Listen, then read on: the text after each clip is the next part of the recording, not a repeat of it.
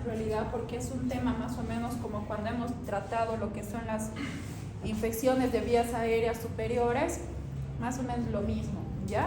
¿Por qué? Porque las enfermedades pulmonares intersticiales en realidad es un grupo de patologías, ¿ya? No es solamente una enfermedad, no es como hablar de neumonía adquirida en la comunidad o como de hablar de bronquitis crónica. Cuando hablamos de enfermedades pulmonares intersticiales, realmente es un conjunto muy variado de más o menos 200 patologías, ¿ya? Entonces, obviamente son muchas características, son muchos síntomas. No vamos a hablar de todas, obviamente, pero sí vamos a hablar de las más importantes, ¿ya? Vamos a tratar de hacerlo lo más resumido y didáctico que se pueda, ¿ya? Entonces, ¿qué es la enfermedad pulmonar intersticial? Va a ser un grupo de patologías que comparten características clínicas, sobre todo anatomopatológicas, ¿ya?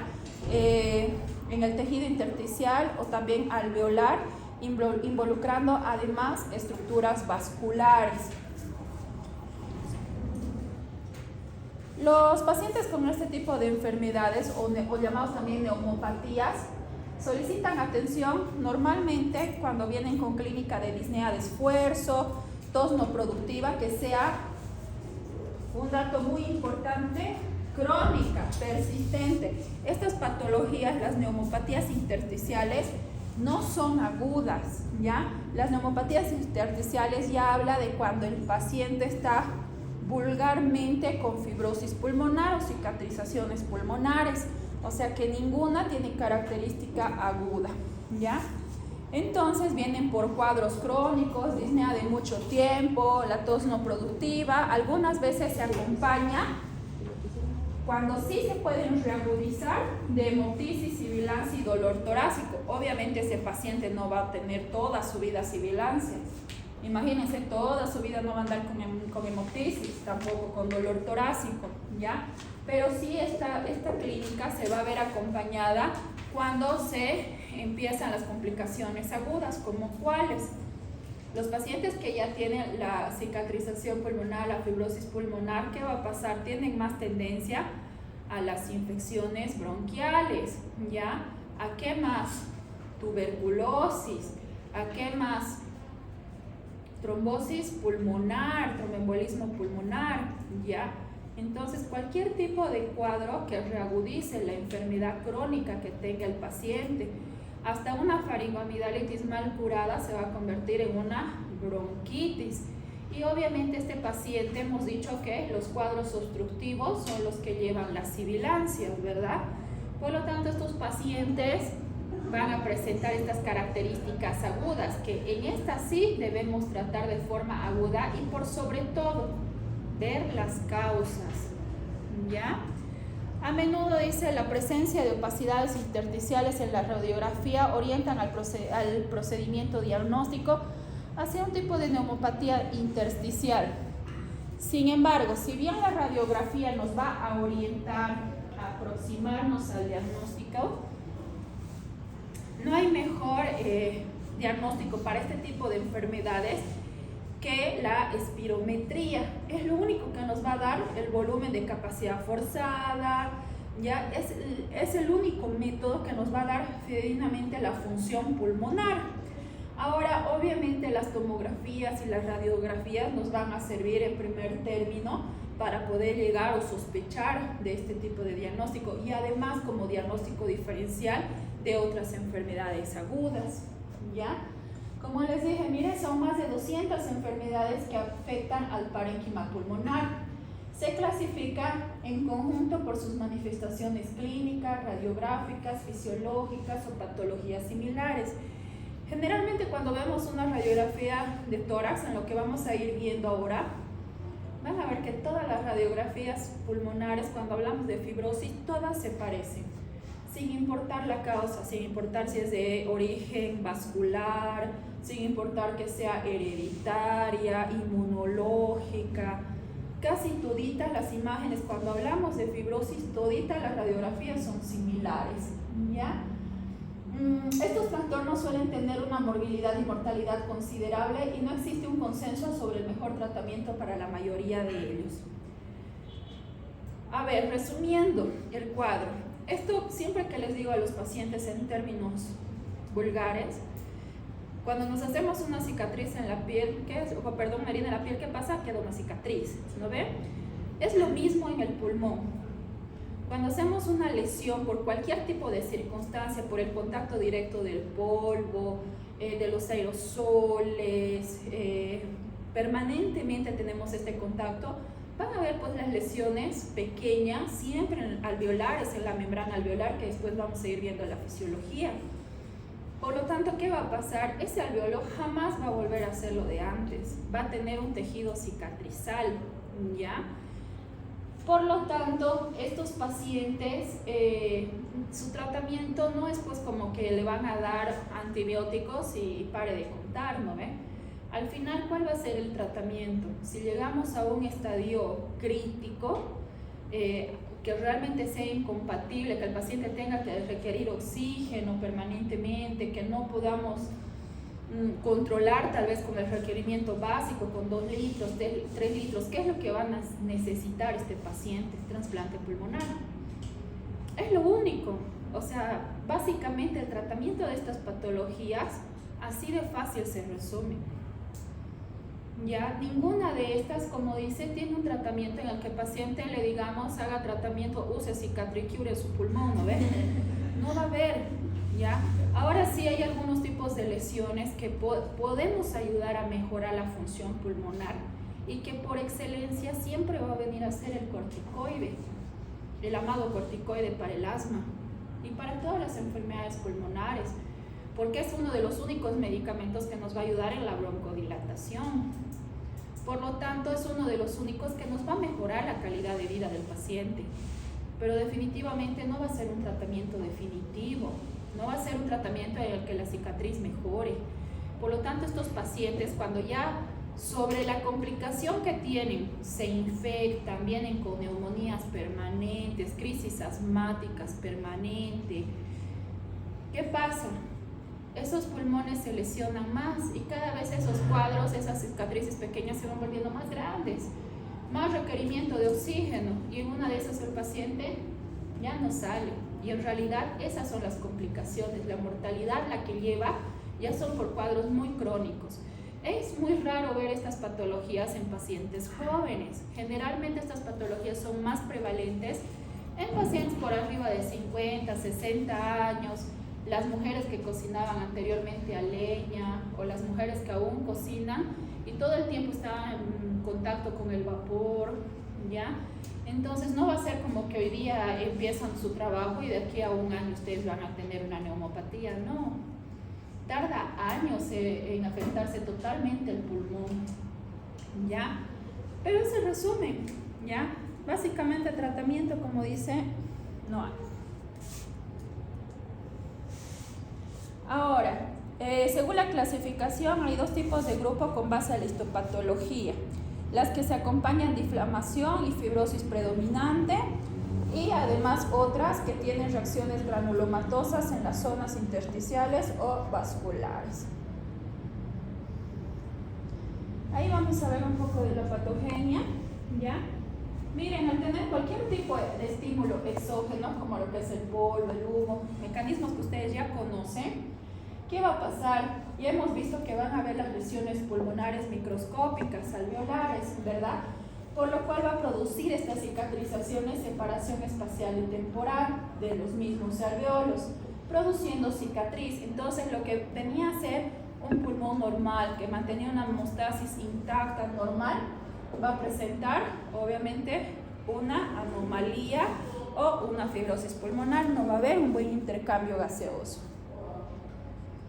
Dentro de estos, digamos que los mecanismos que ya hemos ido conociendo cuando hemos hablado de fisiología normal, por sobre todo cuando hay el contacto con este tipo de lesiones, se van a activar todo lo que son los mecanismos de inflamación, como el factor de necrosis tumoral, las prostaglandinas, todos estos van a hacer lo suyo. ¿Para qué? Para que esa activación inflamatoria esté persistente. ¿Y qué va a pasar? Que todas estas van a ir migrando a la superficie alveolar. ¿Y qué es lo que va a crear como ladrillos en la superficie alveolar? Que son los tejidos cicatrizales. Generalmente, eso es la patogenia de toditas. Ahora también va a haber una acumulación de linfocitos T, macrófagos, células epiteloides organizadas, que estas también se pueden juntar y formar lo que son los granulomas. ¿Qué son los granulomas? Lo que conocemos en la tuberculosis. ¿Alguien sabe? Son cúmulos, son como bolitas que vamos a ver en las diferentes áreas pulmonares. ¿Ya? Entonces es otro tipo de neumopatía granulomatosa, porque también vamos a ver las neumopatías vasculares. ¿Ya? Las lesiones granulomatosas pueden avanzar hasta degenerarse e igual formar una fibrosis. Muchos pacientes con neumopatía granulomatosa no presentan alteraciones graves de la función. Sin embargo, sí van a presentar sintomatología en algún momento. Lo bueno es que en su forma aguda estos sí mejoran al tratamiento. El diagnóstico diferencial principal de las granulomatosas, ¿cuáles son? La sarcoidosis, una de las que más conocemos, y la neumonitis por hipersensibilidad, como cuáles, como las vasculitis. Esas son las neumopatías granulomatosas. Ahora, yo creo que esto es un poco más moroso, pero es el resumen de lo que hemos estado viendo en la patogenia, en la cual va a haber una lesión en la superficie epitelial, va a haber una inflamación, la cual va a migrar todos los componentes de reacción inflamatoria aguda, la cual va a producir en una forma crónica ya una extensión de la fibrosis, ¿ya? Pero vamos a ir viendo cada una de estas, porque dentro de lo que es también la histopatología se va a ir diferenciando cada una. Lo más importante de estos antecedentes, ¿ya? Hay diferentes maneras de poder clasificarlos, ¿ya? Según la duración de la enfermedad. Mire, cuando son agudas, de días a semanas, son poco frecuentes. Generalmente quienes las presentan, las alergias, ¿ya? O sea, es solamente controlar el efecto de la alergia, la causa y listo. Ahora también está la neumonía intersticial aguda, neumonía eosinofílica. ¿Cuál es la neumonía eosinofílica? La que tenemos por reacción alérgica, ¿ya? La neumonitis por hipersensibilidad, ¿ya? Ahora puede haber una confusión con neumonías atípicas, condensaciones alveolares difusas en la radiografía, ¿ya? ¿Por qué? Ya vamos a ir viendo las imágenes. En lo que es las imágenes, bueno. Gracias, doctora. No hay de qué. Nota, doctora. Lo voy a revisar cuando. Yo la voy a revisar, yo creo, hoy día. Ya. Voy a pasar mañana tu nota. Ya, y en Todo en revisión. revisión. Ya. ¿Ya? Dale. Nos vemos.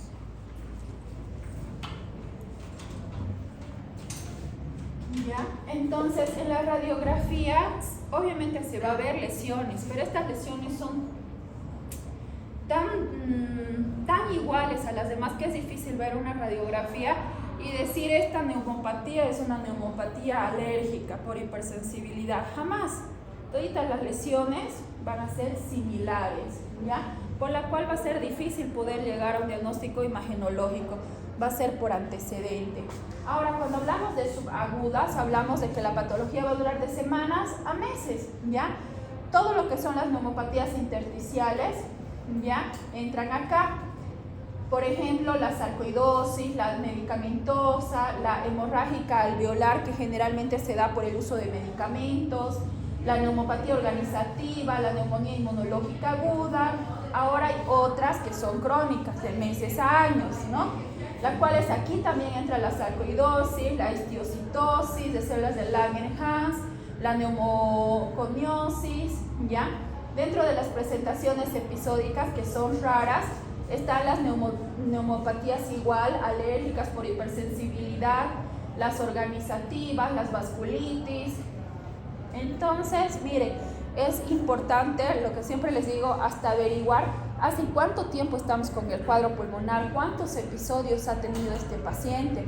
Normalmente los periodos de disnea o de tos, como les digo, no es de 3 días, no es de 4 días, porque pensáramos más en un cuadro agudo, sino son patologías crónicas, ¿ya? Cuando hablamos también de reacciones alérgicas, si tenemos primer diagnóstico, la sospecha de una rinitis alérgica, de asma, de una forma crónica nos va a llevar a lo mismo, a una neumopatía intersticial, va a lesionar nuestro pulmón. Ahora también se puede clasificar o podemos ir viendo de acuerdo a la edad de los pacientes. Miren, de 20 a 40 años es más frecuente la sarcoidosis y también las que son asociadas a enfermedades de tejido conjuntivo, como cuáles. Igual son las inmunopatías inmunológicas, también las leiomyomatosis, las formas heredadas también como es la enfermedad de Gaucher. Ahora, en los pacientes mayores de 60 años son idiopáticas. No sé si en nuestro ambiente sea tan idiopáticas, casi siempre nosotros llegamos al antecedente o el agente causal que haya producido, ¿ya? En las mujeres podemos pensar más en el síndrome de Hermansky-Pudlak, que vamos a hablar también, y también en las enfermedades, en el tipo de enfermedades inmunitarias. En los hombres puede ir identificándose más la artritis reumatoide, por la artritis reumatoide, y la neumoconiosis, que es la exposición laboral.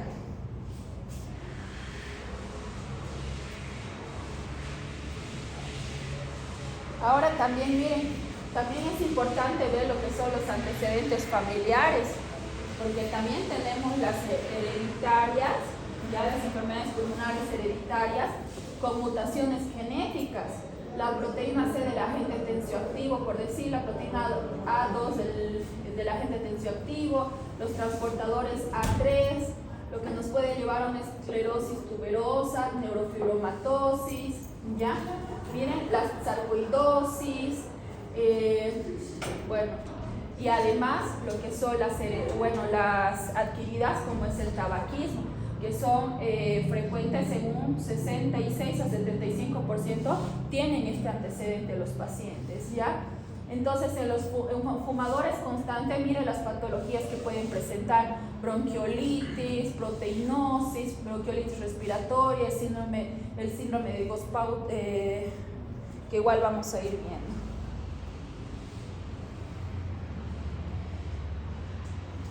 Ahora miren, seguimos viendo. Otros antecedentes de importancia: ver si el paciente tiene o no tiene VIH. Si el paciente tiene una patología como la del VIH, nos abre a un mundo de patologías pulmonares también. Lo que es la neumonía organizativa, la intersticial aguda, la linfocítica, una hemorragia alveolar, la parasitaria, la bacteriana, la viral. Toda sí viene asociada a un VIH. Ahora, dentro de las laborales y ambientales, que es el tema que van a exponer también la siguiente clase, ¿ya? Va a haber también un listado cronológico estricto de empleos durante toda la vida. Es importante ver los antecedentes, ¿no? A qué se dedicaba, por cuánto tiempo se ha dedicado, cuánto de exposición ha tenido, para ir relacionando con los síntomas. Ahora, ¿cuáles van a ser los síntomas más frecuentes? De acuerdo a cada patología pulmonar, vamos a ver síntomas frecuentes. Por decir, la disnea es frecuente e importante más en cuáles, en las neumonías intersticiales idiopáticas, en la neumonitis por hipersensibilidad, en la sarcoidosis, la pérdida de peso y astenia, común en todas las enfermedades pulmonares intersticiales en su estadio crónico. Cuando hablamos de pacientes con estas patologías por lo menos más de 10 años, podemos ver significancia en la pérdida de peso. El dolor torácico es raro ver a un paciente que viva con dolor torácico, ¿verdad? Generalmente es característica más de enfermedades agudas. La hemoptisis también es rara, solamente si hubiera una complicación aguda. Aquí nos habla más del síndrome de hemorragia alveolar difusa, ¿ya? ¿Por qué? Vamos a ir viendo también la patología hemorrágica alveolar difusa, quiénes son las que la causan, ¿ya? También puede darse una esclerosis tuberosa, una vasculitis granulomatosa. La sibilancia también es poco frecuente, ya les he dicho, también es más de contexto agudo, ¿ya? Se presenta más en las reacciones alérgicas, eosinofílicas, en una bronquiolitis respiratoria, en todo lo que son los procesos agudos. Ahora es importante buscar a la exploración física los estertores bivasales inspiratorios, los dedos en palillo de tambor, que siempre va a ser característica de patología crónica, ¿ya? ¿Qué más? Datos de hipertensión pulmonar y corpulmonar. ¿Qué significan? Estos pacientes que son crónicos, obviamente si tienen un retorno, como hemos hablado en fisiología, ¿verdad? Van a tener un reflujo de sangre al área cardíaca que va a producir con el tiempo agrandamiento cardíaco. Por lo tanto, este paciente se va a volver en ¿qué? En un corpulmonar, va a aumentar la hipertensión pulmonar, ¿no? Eso ya lo hemos hablado desde el inicio.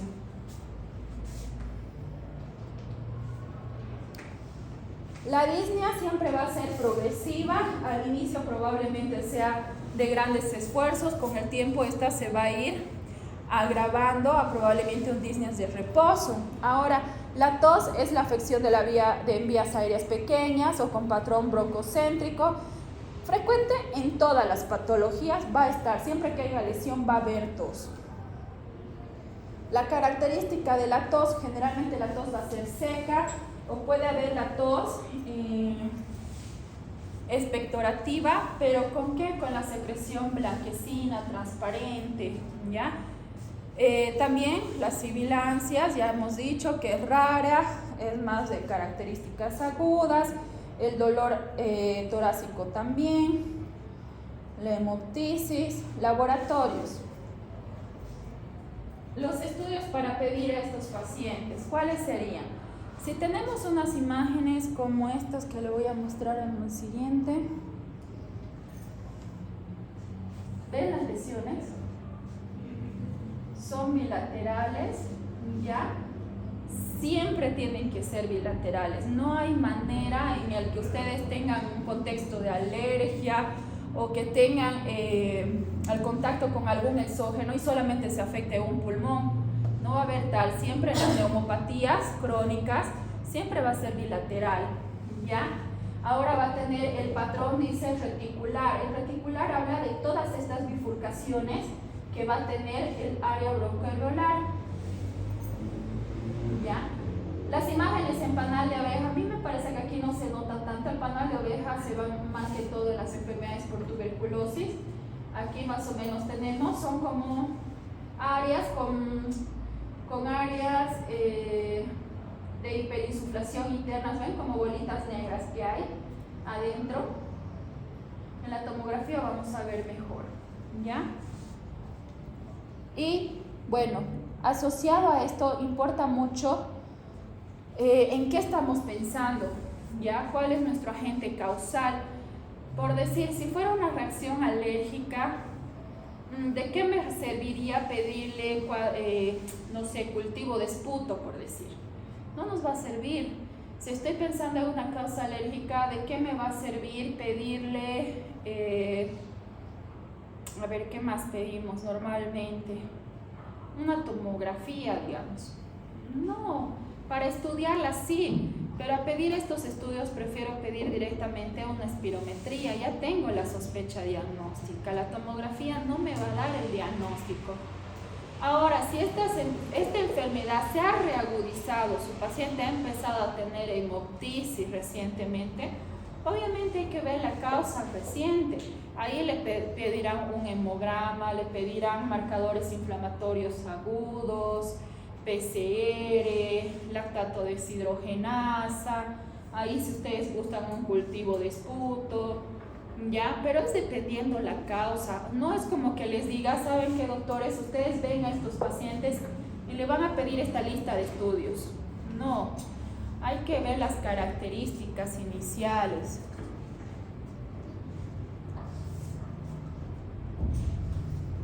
Miren cómo se va a ver en la tomografía. Estas imágenes eran bien frecuentes en los pacientes con COVID, ¿no? ¿Se acuerdan cuando decían las imágenes en vidrio esmerilado? Generalmente bilaterales. Obviamente que en este no pensaríamos en COVID porque estamos hablando de patologías pues que mucho tiempo ya tienen la clínica respiratoria, no va a ser un COVID, ¿no? Miren las lesiones reticulares que van a tener, aquí también las vamos a ver. ¿Ven todo este patrón? Siempre se van a presentar más envases pulmonares y van a presentar estas pequeñas lesiones que son bulas, que son contenido de aire.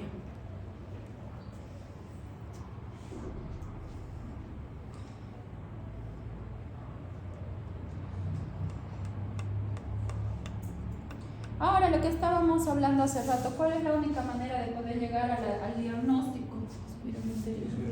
Espirometría.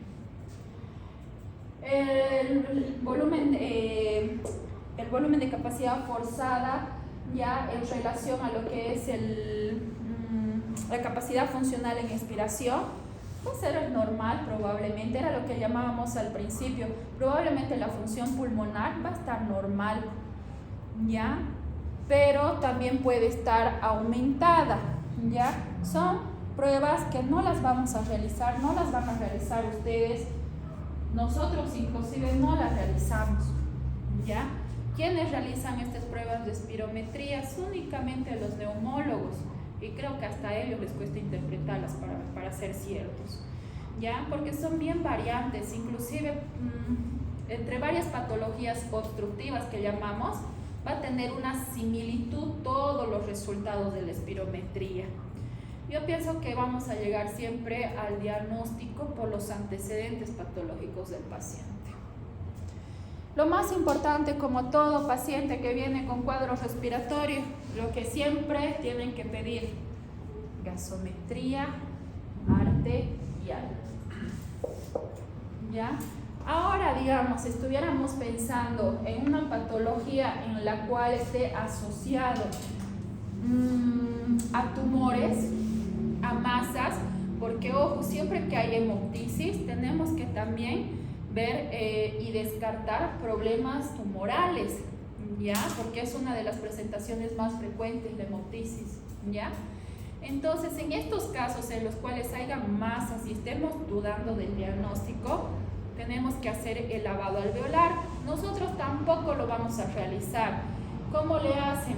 Entran directamente, como para hacer una endoscopía, entran de forma directa a lo que es el pulmón, se realiza un lavado y toman una muestra directa, ya, del alvéolo para ver dónde está la lesión y bueno, llevar a lo que es una biopsia citopatológico y poder descartar.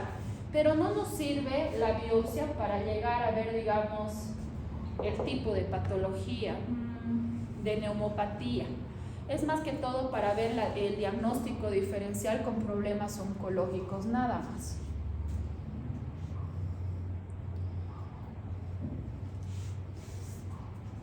Ahora, ¿qué pasaría si estamos hablando de un paciente joven? Por decir, los pacientes que son autoinmunes, como el lupus, ¿ya?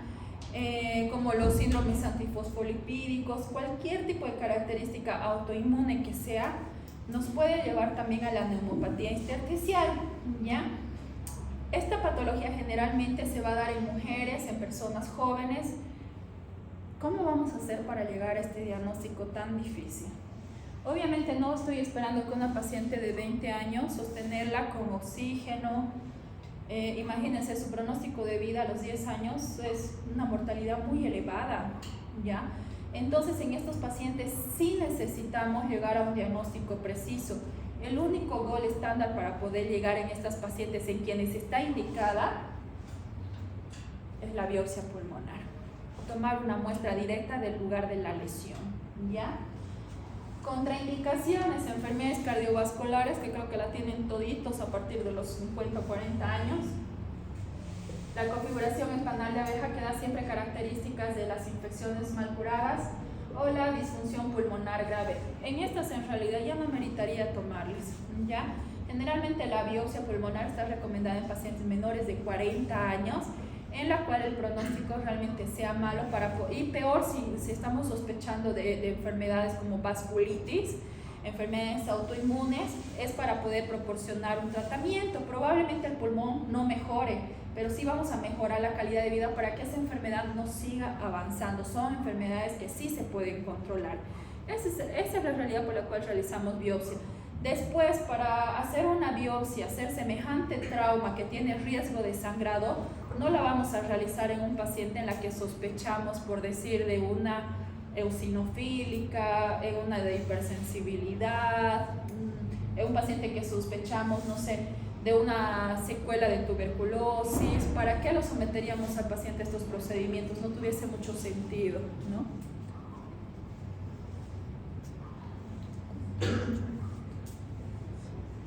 Lo que les decía a un inicio, el que nos gusta mucho nosotros utilizar para todas las patologías, siempre que no sabemos qué es y hasta cuando sabemos qué es, son los corticoides. ¿Para qué vas a llegar al diagnóstico preciso a veces si al final el tratamiento va a ser corticoides? Al final ya a veces no nos interesa mucho estudiar. ¿Cuál es el tratamiento para las enfermedades inmunológicas? ¿Qué es la prednisona? Corticoide. Entonces, por cual sea que fuera la causa, ya nos estamos acostumbrando mucho a tratar a los pacientes idiosincráticamente, empíricamente. Ya no pedimos espirometrías. Obviamente está mal porque nosotros necesitamos tener reportes, necesitamos tener diagnósticos precisos por el bien del paciente. Pero aún gastando, imagínense tener que someterle a ese paciente rayos X, tomografía, biopsia, broncoscopía, y lavado alveolar, llegar a un diagnóstico y que su tratamiento siga siendo el mismo. Es bastante, ¿verdad? El tratamiento se resume al uso de corticoides. Cualquier paciente con fibrosis, corticoides. ¿Ya? Ahora, el corticoide que más tenemos, bueno, el único que tenemos en realidad vía oral, es la prednisona. En pacientes con fibrosis pulmonar, ¿cómo usamos el corticoide? Usamos 1 miligramo por kilogramo de peso. ¿Qué significa? Si el paciente pesa 80, ¿cuánto tenemos que darle? 80 miligramos. Pero estas dosis muy altas, no se olviden que no es un tratamiento curativo, es un tratamiento solamente para mejorar los síntomas. ¿Qué va a pasar? No lo vas a tener toda la vida con esta dosis de corticoterapia, ¿verdad? Porque además, ¿qué pasa con los corticoides? Te va a volver Cushing el paciente, vas a volverlo hipertenso al paciente, lo vas a volver diabético al paciente, le vas a subir de peso al paciente, lo vas a inmunodeprimir al paciente, lo que lo vuelve más vulnerable a las infecciones también, ¿ya? Entonces usamos generalmente la corticoterapia solamente como rescate, igual que el asma. Manejamos solamente en la forma aguda. Manejar una forma crónica con 80 miligramos de prednisona, que sería un promedio de 80 kilos, que es nuestros pacientes, no es factible manejarlos. Les doy 2 meses y el paciente va a estar con cara de luna llena, con los pies hinchados, hipertenso, diabético y con todas las patologías asociadas. Entonces ahí viene riesgo-beneficio, se llama, de estos medicamentos, ¿ya? Sí necesitamos, sí, pero para controlar solamente la parte aguda. Después no vamos a hacer más nada con el pulmón. ¿Ya? Pónganle si quieren todo el año corticoide del pulmón, no va a mejorar del paciente. ¿Ya? Otro que usamos mucho, lo que es la acetilcisteína. De moda se ha puesto la acetilcisteína después de lo del COVID. ¿Cómo usamos la acetilcisteína? Ahora la acetilcisteína hay en sobres y hay de presentación en ampolla también. Usamos únicamente para broncodilatar, ni siquiera para broncodilatar, sino para limpiar. ¿Se acuerdan que en la parte de la patogenia hemos visto un alveolo que tenía lleno de contenido en la membrana, en la parte externa de la membrana alveolar, por la migración de los microfibroblastos, ¿ya? Entonces, ¿qué es lo que hace? Que todo este contenido que parece ser pus, tejido cicatrizal, lo pueda expulsar el paciente y no se complique. Ya es exactamente un mucolítico. No va a vivir el paciente con acetilcisteína, no va a mejorar la lesión de la membrana por dar la acetilcisteína, pero sí está muy recomendado en todas las patologías que presentemos secreción o tos expectorativa. Va a mejorar el paciente al eliminar toda esta secreción. Ahora, la azatioprina, ¿en quiénes vamos a utilizar azatioprina? Satioprina. ¿Qué es la satioprina? Es un inmunomodulador en quienes vamos a usar en todos los pacientes en que sospechemos que este tipo de patología puede ser por una enfermedad inmunológica, que sea por una vasculitis, que sea en pacientes jóvenes. ¿Cuál es la idea? Cuando hablamos de una enfermedad inmunitaria estamos hablando de que el cuerpo se empieza a atacar a él mismo. ¿Qué va a pasar con la satioprina? Va a evitar que el cuerpo se ataque a él mismo, nada más, ¿ya? Pero no se da en todas las neumopatías, solamente en pacientes en las que estamos sospechando. ¿En quiénes? Pacientes jóvenes. Yo creo que ahí estamos. ¿Qué hora es hasta ahorita? Yo creo que ahí nos vamos a quedar, jóvenes, porque está todavía muy pesado el tema. Todavía tenemos que hablar de fibrosis pulmonar, idiopática. Tenemos harto todavía para este tema. Pero vamos a tener que avanzar porque lamentablemente su bibliografía que nos han dado para el segundo parcial, ni les voy a decir todo lo que tenemos que llevar, porque se van a asustar. Ya nos asustó con decir lo que no nos quieren decir. Entonces solamente tenemos, en teoría deberíamos tener, según su bibliografía que me han pasado, deberíamos avanzar los 2 temas hoy día. O sea, el tema que ustedes tenían que presentar de neumopatías ambientales y esta, teníamos que haber llevado las 2 en un solo tema, en una sola clase, lo cual me parece humanamente imposible. Y la siguiente clase deberíamos estar llevando abscesos y no sé qué otra enfermedad. O sea, son 2 temas por día, ¿ya? Es por eso que estamos intentando de que ustedes puedan hacer una presentación y una para que ustedes aprendan obligatoriamente al hacer la presentación y la otra para que me puedan entender todos.